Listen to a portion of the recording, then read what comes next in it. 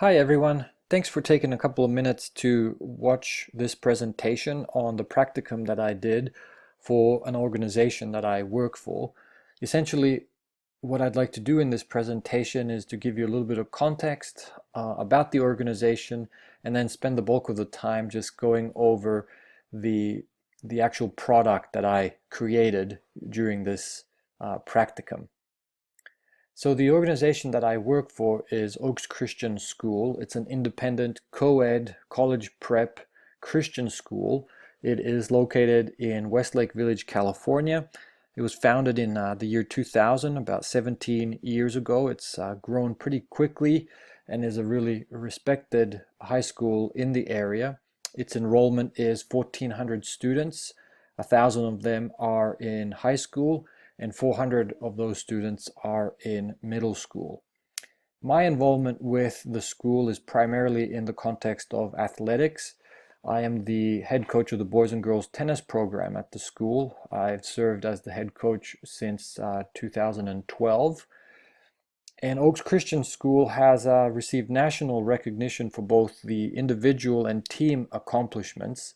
One of the teams that has really succeeded has been the football team. Many people know Oaks as a result of some of the celebrities, kids that have attended or are attending the school. Namely, people might remember that Joe Montana's son played on the football team. Will Smith's kids also played on the football team. Cindy Crawford's kids attend the school. Wayne Gretzky's kids attended the school. I taught a class for Wayne Gretzky's kids. And then actually 2 weeks ago, Pete Sampras, the tennis player, he toured the school and he's thinking of sending his kids to Oaks next fall. Anyway, so the school has a pretty prominent position in the community and draws from all kinds of areas.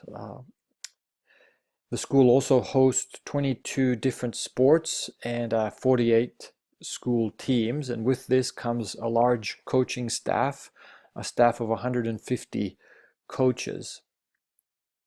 The practicum that I created was called a coaches clinic. I created it in collaboration with Jan Hethcock, the athletic director of the school, and we designed a coaching tutorial for equipping coaches to help them coach their athletes through times of failure, loss, making mistakes in the context of competitive high school sports. The reasoning for the project was really based on these three foundational pillars. Jeff Duke, in his book 3D Coach, he estimates that 50 million adolescents will have participated on an athletic team before entering their adult years. That makes the high school coach an incredibly important player in the life of a teenager. Billy Graham, the evangelist, said that one coach will impact more young people in 1 year than the average person will in a lifetime. That's an incredible responsibility and opportunity to influence and shape the character of kids. So my argument is that the high school coach is not just a coach, but rather they are one of the greatest influencers, one of the greatest role models, mentors, and teachers in the lives of high school students today. The product that I created was a 9-page paper. It outlined the need for developing effective coaching strategies. And then that paper was transformed into a transcript, which I took into the recording studio at Oaks Christian. And we created a 14-minute coaching tutorial, which was then uploaded onto YouTube. And the link was emailed to all 150 coaches at Oaks Christian by the athletic director, who recommended that coaches take a few minutes to watch the tutorial and use the material in it to supplement their own coaching practices. Then I also created a brochure, informational brochure that was designed to go along with the presentation. The link to the brochure is right here, and the link to the video is right here. If you want to watch it, please feel free. It is 14 minutes long, so I understand if you don't have the time to watch it. So what I'm going to do here for the remainder of the time is just to kind of outline the steps or the strategy that I created for this coaching tutorial. Essentially what I did was I took Peter Senge's phrase creative tension and I applied it into the athletic context. Essentially, creative tension is the gap between an athlete's goal to win a contest and the athlete's current reality, the starting point, once the game starts or the match is on. When the gap between an athlete's reality does not match the desired goal, creative tension is often charged with frustration, negativity, disbelief, and even anger. And if you've been involved in sports, you've probably seen that happen over and over again. So converting frustration into an active source of energy has to do with finding the right perspective. And that's where the coach comes in. That's how the coach can help the athlete advance. The athlete has to transform the way he or she views failures or mistakes. And what we have to do as a coach is to remind the athlete that a mistake does not mean it's the end of the road. It's simply a shortfall. It's evidence of the gap between the goal and the athlete's current reality. So what I did was I created a 3-step strategy to help coaches infuse this type of thinking and belief into the athlete. Step 1 is to accept the reality. As a coach, we have to try to communicate this point to our athlete, that the reality is mistakes happen. The nature of sports is that there's always going to be winners and losers.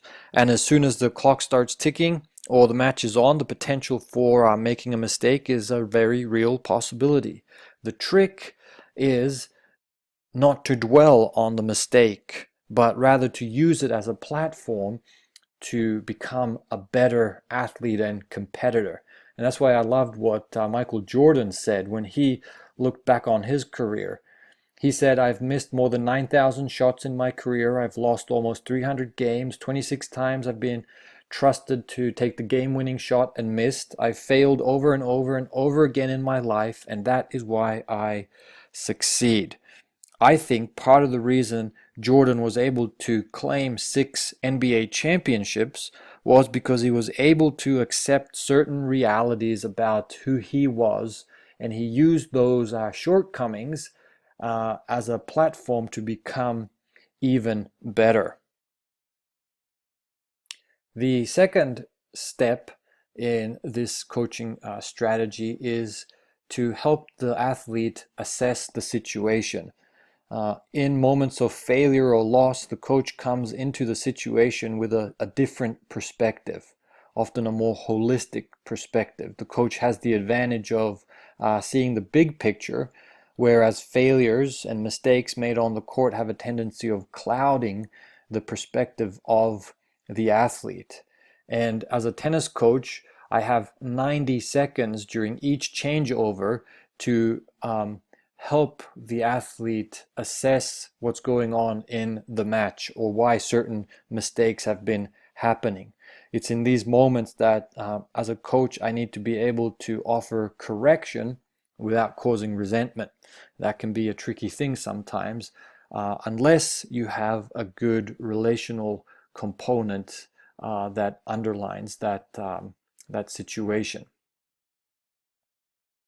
I try to remind my student athletes that the giant in front of them is never bigger than the God that is inside of them. The third step in this strategy is to advance by making adjustments. Someone said that the definition of insanity is doing the same thing over and over again, expecting different results. You've probably heard that. So the final step in this coaching strategy is to encourage the athlete to advance, to move forward by making appropriate adjustments. I do this by using certain words that trigger or are kind of like words of association in athletes. Like if an athlete has made a mistake, I'll encourage them just by saying, hey, listen, cancel, meaning just delete what just happened and move forward fresh. It depends on the athlete that you're working with, but that's something that I've used to help an athlete adjust and move forward. Winston Churchill said that success is not final, failure is not fatal, it is the courage to continue that counts. And really this is what the third step in the strategy tries to infuse into the athlete, that they find the courage to move on and continue to compete at their highest level by making certain adjustments in the way that they are playing the game or in the match.